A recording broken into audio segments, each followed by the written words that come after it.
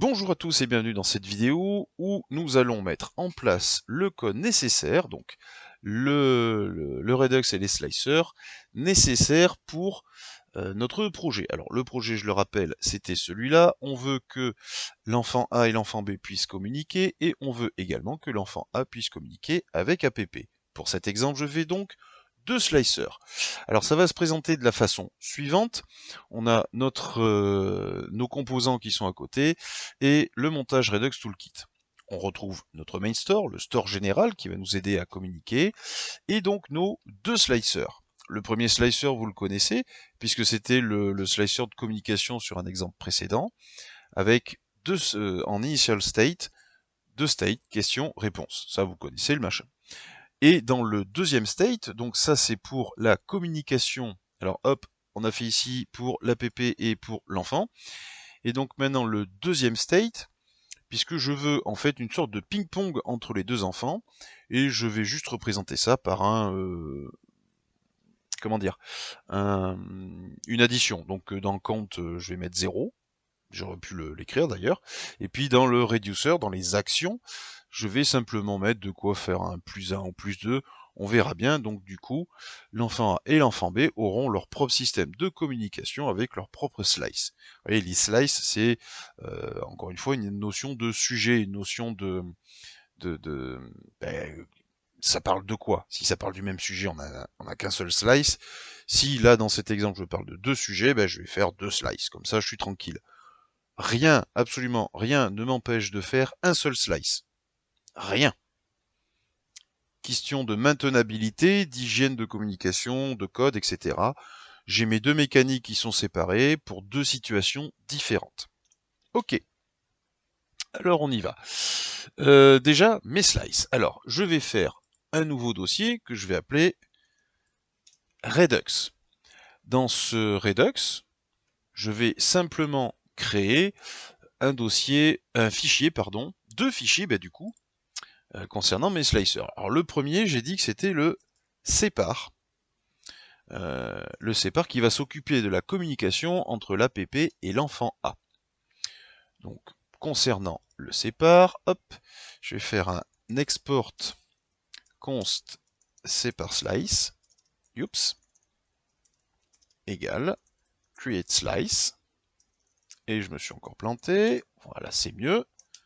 Hop, évidemment, il me le connaît pas, donc on va l'importer à la main. Import create slice from arrobase, pourquoi j'ai mis un égal moi? Hop là, from arrobase Redux Ah mais je l'ai pas installé au fait Redux. Ah ben voilà, hop, on y retourne. Alors npm install redux / toolkit. Ok, et on n'oublie pas le React Redux, puisqu'encore une fois, Toolkit se base dessus. C'est parti. Ok, c'est installé. Alors pour ceux qui ont des yeux de lynx, pardon, vous aurez remarqué que j'ai un peu modifié ma commande puisque j'avais tapé Redux et non pas Redux.js, mais c'est pas bien grave. Ok, donc ici maintenant, il devrait être capable de me le sortir. Voilà. Donc je reprends, je suis dans le slicer qui s'occupe de la communication. Je remets de app à enfant. Donc dans ce premier-là, c'est le sépare. Ok, donc mon sépare, classique, hein, name sépare. Initial state, donc j'ai question où il n'y a rien et j'ai réponse où il n'y a rien. Ça, on est bien. Et ensuite, je prends mes reducers. Hop, et la même topo. Alors vous m'excuserez, je vais faire un copier-coller rapide. Voilà, puisque ça, on l'avait déjà vu dans un exemple précédent. Et je m'arrête là pour ce slicer. Je n'inclus pas le store pour l'instant. Je vais faire un autre slicer qui est le séanf pour la communication des enfants. Hop. Donc là, ça va être typiquement le même chantier. Donc je vais ramener mon import. Parce que si en plus je mets pas l'extension de fichier, forcément ça va être un peu compliqué. Hop là, voilà. Tac, du coup, export const le cenv slice, create slice, hop, tac, tac, toujours pareil, le name donc c'est cenv, l'initial state, donc ici j'ai dit que c'était juste une variable qui était initialisée à 0, et voilà. Après, dans le reducers, je vais faire un adder, alors me demandez pas pourquoi, donc pareil, ça récupère le state et il y a une action. Et ce que ça va faire, on va faire state count plus, j'ai dit count, plus égal action.payload. Alors, je vais reprendre un petit peu ici. Il y a, encore une fois, 40 000 façons de présenter la chose. Si on va sur la documentation de Redux, on s'aperçoit qu'on peut faire qu'un seul reducer et on va faire avec un petit switch case, on va réorienter par rapport à ça, du coup on n'a pas besoin de nommer le type. Bon, c'est... ouais, si je la reprends, hop, où est-ce que je l'ai mis? Ici. Tac. Donc si on prend un petit peu leur exemple, alors on a une installation manuelle, on s'en occupe pas. Là voilà, il configure un store donc avec directement le reducer en conséquence. Ici, ça c'est ce que nous on va faire quand on va rajouter les différents slices à notre store général. Par contre, ce qu'on peut voir dans leur...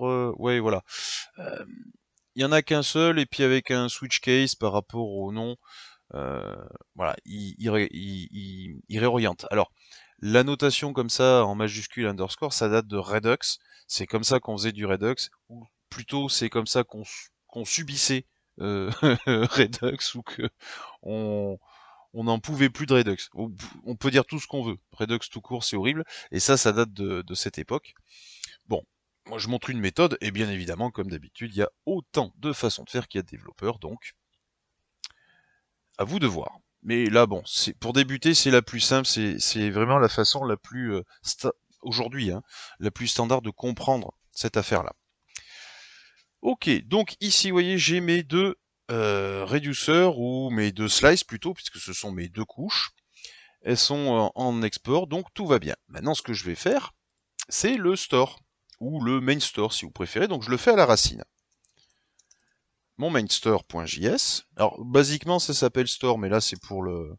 Enfin, on voit souvent des fichiers store, mais là, c'est vraiment pour l'exemple. Encore une fois, ce n'est qu'un nom de fichier, c'est pas non plus le truc absolu. Hein. Il faut que j'importe donc... Oh, on va voir, tiens, s'il est capable de le faire tout seul. Donc, je vais configurer mon store. Export const mainStore égale configure store. Ah, il n'a pas trouvé, on va essayer de voir. Confi... Oh, va falloir que j'écrive à la main. Eh bien, on va y aller. Hein. Configure store. Hop, parenthèse, bam. Un objet. Donc, je vais importer mon configure store. Configure store from Redux.js toolkit. OK. Et donc là, il faut que je ramène mes deux slices. Import. Oui, non, c'est pareil. Le sépare slice et import le cenv slice. Voilà. Et comme j'aime bien toujours me repérer par rapport à ça, boum, voilà. Donc c'est un peu le même exemple qu'on avait vu, sauf que la première fois, donc dans l'exemple précédent, on avait simplement mis le slice et le store juste en dessous. Si on reprend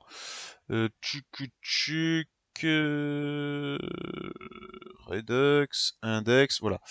On avait notre slice et on avait le réduceur, le store en dessous. Là, comme j'ai deux stores, deux slices, purée, je vais y arriver. Alors, j'aurais pu encore faire la déclaration du store en dessous de mes deux slices, mais bon, voilà. J'ai scindé en deux fichiers, donc maintenant on essaye de faire un peu plus propre, et c'est standard par rapport à ce que vous allez voir dans les différentes documentations. Donc, je configure le réduceur général, entre guillemets. Donc on va avoir le par pour le parent qui est le separ slice.reducer, et ensuite l'enfant qui va être le hop là, senf slice.reducer. Ok. Mon store est assemblé. Mes deux slices sont mes deux slices sont réalisés. J'ai mes actions à l'intérieur ou mes reducers. Et bien ma foi, prochaine vidéo, on va mettre en place la communication entre les composants.